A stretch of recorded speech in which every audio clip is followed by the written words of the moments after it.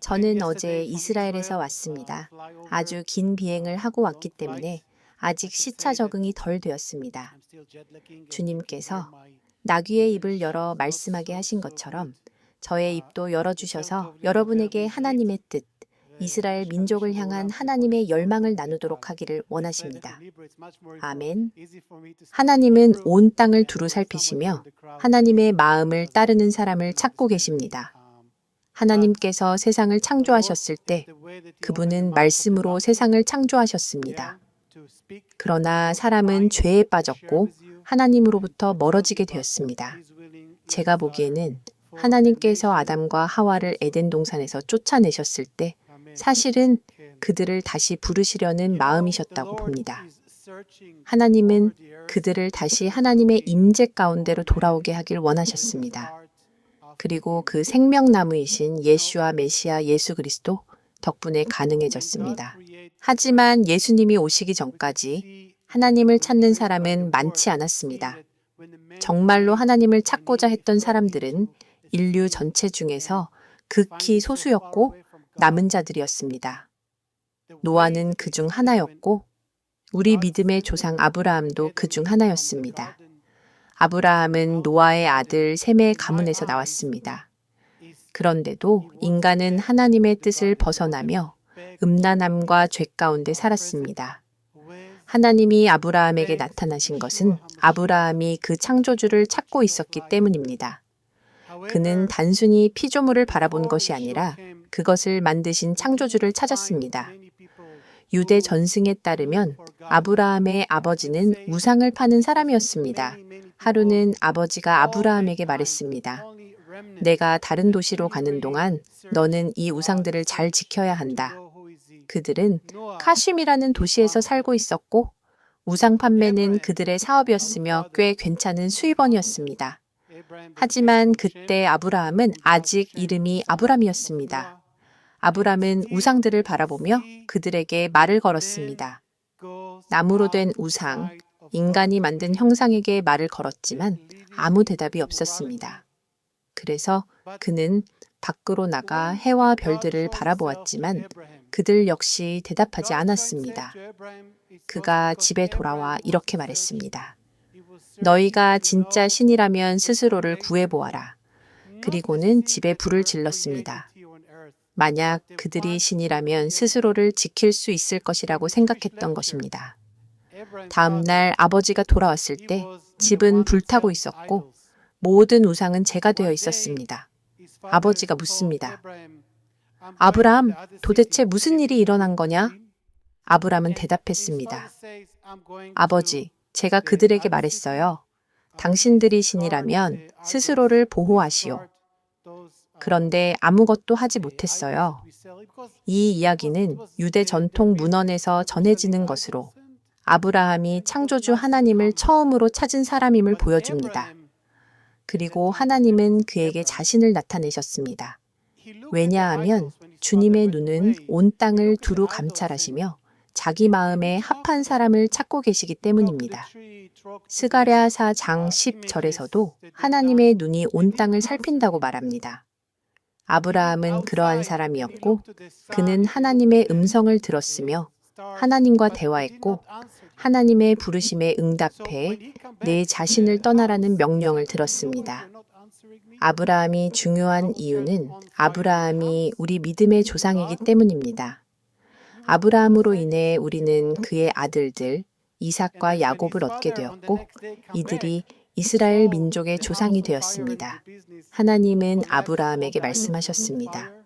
창세기 12장 3절에서 너를 축복하는 자에게는 내가 복을 내리고 너를 저주하는 자에게는 내가 저주하리니 땅의 모든 족속이 너로 말미암아 복을 받을 것이라고 하셨습니다.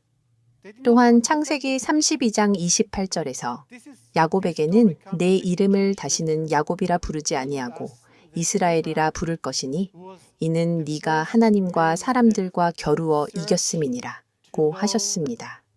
그래서 야곱이 바로 이스라엘이라는 이름을 받게 된 것입니다. 이스라엘이라는 이름은 히브리어로 두 가지 의미를 가지고 있습니다. 첫 번째는 이스라엘, 이스는 곧게, 엘은 하나님으로 하나님께 곧게 나아간다는 의미입니다. 두 번째는 하나님이 그 안에 거하신다, 즉 하나님이 거하시는 자라는 의미입니다. 이렇게 하나님은 이스라엘을 택하셔서 자신의 길을 보여주고자 하셨고 그 시작은 아브라함이 하나님과 함께 걷기로 결단했기 때문입니다. 우상을 섬기던 주변 나라들과는 반대로 하나님과 동행하는 삶을 선택했기에 복을 받았고 그의 자손들도 언약에 들어가게 된 것입니다. 하나님께서는 아브라함에게 아모리 족속의 죄악이 가득 차기 전까지는 내 자손들이 돌아오지 않을 것이다 라고 하셨고 이스라엘 민족은 400년 이상 이집트에서 종살이를 했습니다. 요셉과 그 형제들이 양식 때문에 애굽으로 내려갔고 새로운 왕이 요셉을 알지 못함으로써 이스라엘은 노예가 되었습니다. 그때 이스라엘 백성들은 세대마다 하나님께 부르짖었습니다. 우리를 구원해 주소서, 구속하소서, 이집트의 손에서 우리를 건져 주소서. 이에 하나님은 한 사람, 모세를 일으켜 세우셨고 그를 통해 이스라엘을 구속하셨습니다. 모세에게는 하나님의 비밀, 하나님의 법, 즉 율법이 주어졌습니다. 이 율법은 주변 나라들의 법과는 완전히 다른 하나님의 법이었습니다. 신명기 7장 6과 7절에 이렇게 말씀하십니다. 너는 여호와 네 하나님의 성민이라. 네 하나님 여호와께서 지면의 모든 백성 중에서 너를 자기 기업의 백성으로 택하셨나니 여호와께서 너희를 기뻐하시고 너희를 택하신 것은 너희가 다른 민족보다 수요가 많음이 아니라 오히려 너희는 모든 민족 중에 가장 적으니라. 하나님은 이스라엘을 잘라서 외모가 좋아서 능력이 있어서 택하신 것이 아니라 오직 택하시기로 작정하셨기 때문입니다. 아브라함, 이삭, 야곱과 맺은 언약 때문이었습니다. 제가 개인적으로 자녀들과 약속을 할 때 가끔은 그 약속을 잊기도 합니다. 아이들이 와서 아빠 약속했잖아요 라고 하면 저는 내가 그랬나? 라고 하곤 합니다. 하지만 하나님 아버지는 절대 약속을 잊지 않으시는 분입니다. 하나님은 언약을 지키십니다. 하나님은 이스라엘을 택하셨습니다. 왜 이스라엘을 택하셨는지는 오늘 다 말하지 못하지만 분명히 이유가 있습니다. 이집트의 노예였던 이 민족을 가나안 땅, 곧 아브라함과 이삭과 야곱에게 약속하신 땅으로 다시 데려오신 것입니다. 우리는 이스라엘 땅을 가졌고 이스라엘 백성을 가졌습니다. 하나님은 내가 너희를 너희 땅으로 다시 데려오리라고 말씀하십니다. 그것은 하나님이 이스라엘과 맺은 언약을 보여주시기 위해서입니다. 하지만 문제는 바로 나 자신입니다. 이스라엘입니다. 우리는 여전히 육신에 속해 있고 여전히 죄를 짓고 여전히 하나님에게서 눈을 돌립니다. 히브리서 8장 5절에서는 모세가 하늘의 성막을 본 뒤 그것을 본받아 땅에 성막을 세웠다고 합니다. 그 성막은 하늘에 있는 진짜 성전의 그림자입니다. 하나님께서 말씀하셨습니다. 산에서 내게 보여준 양식대로 모든 것을 만들라. 광야 40년 동안 하나님은 성막을 짓게 하셨고 그 안에서 예배와 찬양이 이루어졌습니다. 레위인들은 봉사하고 제사장들, 저도 코헨이라는 제사장 가문 출신입니다. 섬겼습니다. 그러나 하나님은 내가 성전에 거하리라가 아니라 내가 너희 안에 거하리라고 하셨습니다. 하나님의 소원은 모든 사람의 마음에 거하시려는 것입니다. 그럼에도 불구하고 이스라엘은 늘 우상을 향해 눈을 돌렸습니다. 그럼 우리는 정죄받아야 마땅한가? 네, 맞습니다. 하지만 하나님은 그 언약을 잊지 않으셨습니다. 부모가 자녀를 사랑하지 않을 수 있습니까? 하나님은 여전히 이스라엘을 사랑하십니다. 제가 사역한 지 거의 27년이 됩니다. 처음 이방인들에게 하나님께서 이스라엘을 향해 하신 약속을 전했을 때 이런 질문을 받았습니다. 왜 너희만 특별하냐? 우리도 있지 않느냐? 그때 저는 말했습니다. 이건 나의 뜻도 당신의 뜻도 아닙니다. 하나님의 뜻입니다. 우리는 우리의 눈을 하나님께 고정해야 합니다. 또한 저는 대체 신학과도 맞서야 했습니다. 어떤 이는 하나님은 이스라엘을 버리셨다고 말합니다. 너희도 예수를 믿는다면 이제는 기독교인이고 이스라엘은 끝났다고 말합니다. 하지만 저는 대답합니다. 온 이스라엘이 구원받을 것입니다. 그러나 유대 민족을 위한 구원의 자리는 여전히 특별히 존재합니다. 그리고 저는 덧붙입니다. 내일 저녁이면 우리는 홀로코스트 기념일을 맞이하게 됩니다. 그리고 유럽에서 기독교인이라 자처한 사람들이 유대인들에게 어떤 일을 했는지 기억하게 됩니다. 그리고 우리는 오늘날까지도 기억합니다. 반유대주의, 반이스라엘 정서가 예전보다도 더 강력하게 다시 일어나고 있습니다. 왜 그렇습니까? 이는 원수 사탄이 열방의 눈을 가려 하나님께서 이 작은 나라 이스라엘을 향해 부르시는 소명을 보지 못하게 하려는 것입니다. 물론 우리 유대인들, 우리 스스로가 하나님께 등을 돌린 것도 맞습니다. 그러나 하나님은 말씀하셨습니다. 잠깐 분노함으로 너희를 디아스포라, 흩어짐으로 보냈지만 큰 긍휼로 다시 너희를 이 땅으로 데려오리라. 이것이 바로 알리야입니다. 알리야는 히브리어 단어인데 계단을 내려가는 것을 야레드라고 하고 올라가는 것을 알리야라고 합니다. 예루살렘, 하나님의 집으로 올라갈 때 우리는 언제나 올라간다고 표현합니다. 그래서 이스라엘 땅으로 돌아오는 것을 알리야라고 부릅니다. 하나님께서 우리를 다시 이스라엘 땅으로 부르신 것입니다. 로마서 9장 4절에는 이렇게 말씀하십니다. 그들은 이스라엘 사람이라. 그들에게는 양자됨과 영광과 언약들과 율법을 세우신 것과 예배와 약속들이 있고 곧 이스라엘 자손들은 선택받은 자들입니다. 그들 덕분에 메시아께서 이 땅에 오신 것입니다. 이제 우리는 이렇게 이해하게 됩니다. 아브라함이 있었고 이삭이 있었고 야곱이 있었고 그가 이스라엘이라는 이름을 받았고 그에게는 12 아들이 있었으며 그중 하나가 유다였다. 그중 유다에게는 왕이 올 것이라는 약속이 있었습니다. 이스라엘의 왕이 유다 지파에서 나올 것입니다. 역사적으로 보면 베냐민 지파와 유다 지파 사이에는 갈등이 있었습니다. 예루살렘은 이 두 지파가 이웃한 지역에 있었고 이스라엘의 첫 번째 왕 사울은 베냐민 지파 출신이었습니다. 하지만 하나님께서 약속하신 왕은 유다 지파로부터 나와야 했습니다. 그것이 다윗이었고 더 나아가 메시아도 유다 지파에서 나와야 했습니다. 그래서 하나님께서는 이 계보를 따라서 메시아이신 구세주 예슈아가 아브라함, 다윗, 예슈아로 이어지도록 섭리하신 것입니다. 그렇다면 예슈아가 오신 목적은 무엇입니까? 예슈아, 예수님이죠. 예슈아는 히브리어로 예는 여호와와 슈아는 구원하다. 즉 하나님이 우리를 구원하신다는 뜻입니다. 예슈아께서 오신 목적은 모든 인류의 죄악을 덮으시기 위해서 여러분과 제가 하나님의 임재 가운데로 나아갈 수 있는 입구가 되시기 위해서입니다. 왜냐하면 우리의 육적인 모습 그대로는 하나님의 거룩하신 임재 앞에 나아갈 수 없기 때문입니다. 그래서 덮음이 필요합니다.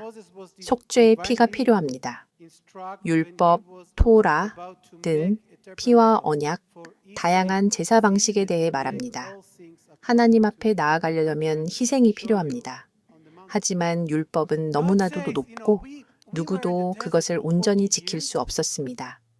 그래서 하나님께서 직접 이 땅에 내려오신 것입니다. 갈릴리 호수 지역, 저의 집에서 차로 40분 거리입니다. 여러분도 방문하실 수 있습니다.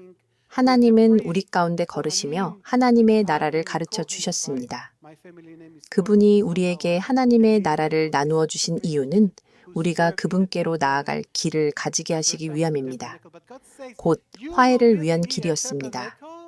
자, 여기서 중요한 질문이 나옵니다. 당신은 지금까지 하나님 이스라엘 약속에 대해서 이야기했는데 그렇다면 이방인들은 어떻게 됩니까? 그들에게는 어떤 의미가 있습니까? 보십시오. 하나님은 이스라엘이라는 별자리를 택하셔서 메시아가 그들로부터 오게 하셨습니다. 그러나 하나님 앞에서는 당신과 나 사이에 아무 차이가 없습니다. 왜냐하면 우리는 모두 아담과 하와로부터 왔기 때문입니다. 혹시 진화론을 믿으시는 분이 있다면 그건 잘못된 것입니다. 우리는 원숭이로부터 온 것이 아니라 하나님의 형상대로 창조된 존재들입니다. 세상의 모든 사람 안에는 하나님의 흔적이 있습니다. 하나님은 그 흔적을 다시 당신께로 돌이키길 원하십니다. 우리가 그분의 임재로 돌아가기 위해서는 반드시 속죄 제물이 필요합니다. 속량이 필요합니다. 이것이 예수와께서 십자가에서 하신 일입니다. 우리의 죄를 덮기 위해 그분이 대신 죽으신 것입니다. 저는 자격이 없습니다. 그러나 이게 바로 하나님의 사랑입니다. 하나님이 육신을 입고 이 땅에 오셨습니다. 상상해 보십시오. 세상의 창조주가 인간의 육신을 입고 오신 것입니다. 그분의 사랑을 생각하면 제 안이 녹아내리는 것 같습니다. 이건 불가능한 일이지만 하나님께는 가능한 일입니다. 그분은 이렇게 말씀하시는 것 같습니다. 내가 너를 위해 싸우고 온 인류를 내게로 이끌 것이다. 그러면 질문이 생기죠. 그렇다면 이스라엘은 어떻게 된 것인가? 이스라엘은 오늘날 구원받았는가? 아닙니다. 오늘의 이스라엘은 구원받지 않았습니다. 그러나 하나님께서 그들을 잊으셨는가? 아닙니다. 로마서 11장 12절에서 15절을 보십시오. 그들이 메시아를 거절했을 때 빌라도는 말했습니다. 너희가 예슈아를 죽일지 말지 결정하라. 바리새인들과 대제사장들은 대답합니다. 그 피를 우리와 우리 자손에게 돌리소서. 빌라도는 손을 씻으며 말했습니다. 좋다. 그들의 거절은 아주 특별한 결과를 낳았습니다. 로마서 11장. 그들의 실족이 세상의 풍성함이 되었다면 그들이 충만해지는 것은 얼마나 더 큰 복이겠는가. 그들의 거절이 세상의 화목이 되었다면 그들의 받아들임은 죽은 자 가운데서 살아남이 아니겠는가. 그렇습니다. 유대인들은 2000년 전에 예슈아를 거절했습니다. 만약 우리가 그때 예슈아를 받아들였다면 예슈아 당신이 메시아입니다. 그리고 감람산에서 내려와 예루살렘에 들어가며 메시아가 오셨다 고 외쳤다면 그는 메시아가 될 수 없었을 것입니다. 왜냐하면 이사야 53장이 성취되어야 했기 때문입니다. 우리가 그를 거절해야만 했고 그 거절 덕분에 구원이 세상에 임하게 되었습니다. 그래서 구원은 온 땅에 있는 모든 인류에게 열렸습니다. 그리고 하나님은 이스라엘을 사용하셔서 구원이 세상에 퍼지도록 하셨습니다. 그러나 그들의 눈은 여전히 닫혀 있습니다. 그들은 완고하고 고집이 셉니다. 이게 이스라엘 사람입니다. 저는 잘 압니다. 오늘날까지도 그들의 눈은 닫혀 있습니다. 하지만 남은 자들이 있습니다. 하나님께서 눈을 여신 자들입니다. 아브라함처럼 하나님을 찾으며 부르짖는 이들이 이스라엘 안에도 있습니다. 저는 저 자신에 대해서도 말할 수 있습니다. 저는 18세에 정통 유대교를 떠났습니다. 그 이유는 율법을 지키는 데서 죄책감밖에 느끼지 못했기 때문입니다.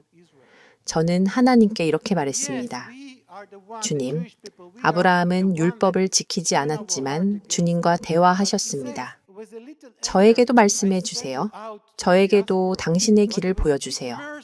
왜냐하면 랍비들, 바리새인들은 지배하려 들고 조작하고 하나님의 길과는 다른 길을 따르고 있었기 때문입니다. 그래서 저는 하나님께 간구했습니다. 주님, 메시아는 어디 계십니까? 우리는 2000년 동안 디아스포라 속에 있었습니다. 저는 예전에 저의 어머니와 알리야, 이스라엘 땅으로의 귀환에 대해 이야기한 적이 있습니다. 저는 어머니 쪽은 예멘계 유대인, 아버지 쪽은 모로코계 유대인입니다. 그러니 제 안에는 오랜 역사가 있습니다. 어디서 왔는지, 어떻게 이곳에 이르렀는지는 다 설명하진 않겠지만 대략 그렇습니다. 예멘에서 이스라엘로 이주하신 저의 할머니께 이렇게 물었습니다. 우리가 지금 이스라엘에 와 있잖아요. 그런데 도대체 무슨 일이 일어난 거죠? 우리가 여기에 어떻게 도착하게 된 거죠? 2000년 동안 기도한 결과인가요? 그때 할머니는 이렇게 대답하셨습니다. 이제 메시아가 오실 것이다. 저는 그 대화를 아직도 기억합니다. 그리고 하나님께 이렇게 말했습니다. 하나님, 메시아는 어디 계십니까? 누구십니까? 그때 저는 18살이었고 이스라엘의 아코 옛 도시에서 살고 있었습니다. 메시아가 누구든지 어디에 계시든지 보여주시기만 하신다면 저는 그분의 길을 따르겠습니다. 그렇게 열린 마음으로 하나님께 말씀드렸던 제가 그 직후 황금 십자가를 보게 되었습니다. 그 십자가는 카톨릭 교회의 것이었습니다. 그걸 본 순간 제 마음은 즉시 닫혔습니다. 절대로 영원히 나는 예수님을 믿지 않을 것이다. 방금 전까지만 해도 열린 마음이었는데 갑자기 아주 강한 거절감이 일어났습니다. 이것이 바로 우리 유대인들의 본성입니다. 우리는 메시아를 본능적으로 거부합니다. 절대 영원히 안 믿을 거야. 그 후 5년 동안 저는 계속해서 진리를 찾았습니다.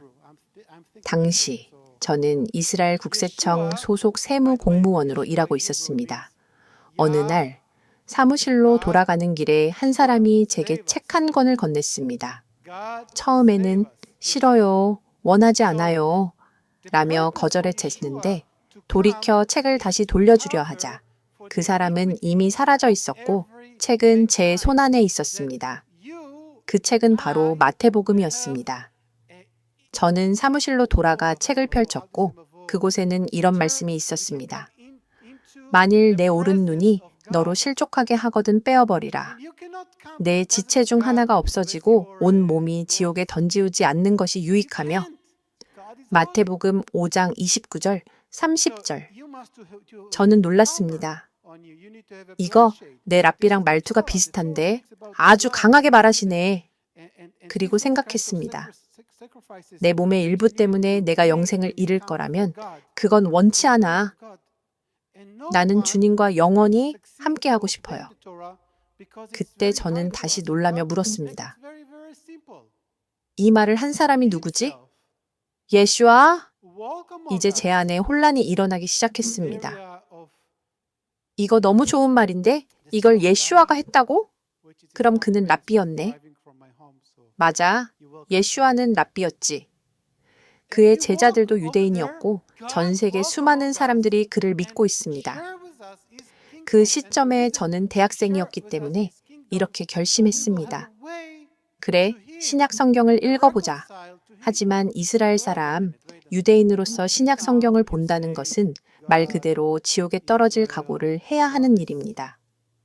그런데 저는 그렇게 신약을 읽기 시작했고 그 안에서 저는 하나님의 모든 약속들이 예슈아 안에서 성취되었음을 보기 시작했습니다. 그리고 그 가운데 저의 눈을 열어주신 말씀이 있었습니다.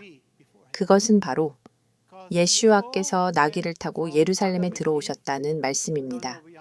이것은 마태복음 21장 7절로 스가랴 9장 9절의 성취입니다. 그때 저는 기억났습니다. 학교에서 랍비와 대화할 때 왜 메시아가 나귀를 타고 오나요? 수치스럽잖아요. 차도 있고 비행기도 있는데 메시아가 왜 하필 나귀죠? 그때 랍비는 이렇게 대답했습니다. 랍비들은 항상 무언가 대답을 하니까요. 나귀는 히브리어로 하모르라고 해. 그런데 이 단어는 물질이라는 단어와도 같지. 세상은 물질로 가득해. 그래서 메시아도 차나 비행기를 타고 올 거야. 그렇게 들었던 저였는데 예슈아께서 실제로 나귀를 타고 오신 것을 마태복음 21장에서 보자마자 성령님께서 제 눈을 여셨습니다. 그리고 저는 예슈아가 메시아이심을 믿게 되었습니다. 그런데 유대인으로서 우리가 좋은 소식을 듣게 되면 우리는 어떻게 하죠? 우리는 불평부터 합니다. 성경에도 그런 내용이 많죠. 저도 불평했습니다. 왜 나입니까? 왜 주변 사람들은 아무도 믿지 않는데 나만 예슈아를 믿게 하신 겁니까? 28년 전 저는 저희 동네에서 예슈아를 믿는 유일한 사람이었습니다. 그런데 하나님은 저에게 약속을 성취해 주셨고 이스라엘 백성을 다시 이스라엘 땅으로 데려오실 것이라는 것도 보여주셨습니다. 그 이유는 바로 그들의 눈이 열려서 자신들이 2000년 전 거절했던 메시아가 누구였는지를 깨닫게 하시기 위함입니다. 그렇다면 열방, 곧 이방인들은 어떻게 되는가? 교회는 예슈아의 이름으로 수많은 사람들이 구원을 받고 있습니다. 수백만 명이 예슈아를 주님과 구세주로 영접하고 있습니다. 그리고 앞으로도 더 많은 사람들이 구원을 받을 것입니다. 왜냐하면 하나님의 계획은 이스라엘만을 위한 것이 아니라 온 인류를 위한 것이기 때문입니다.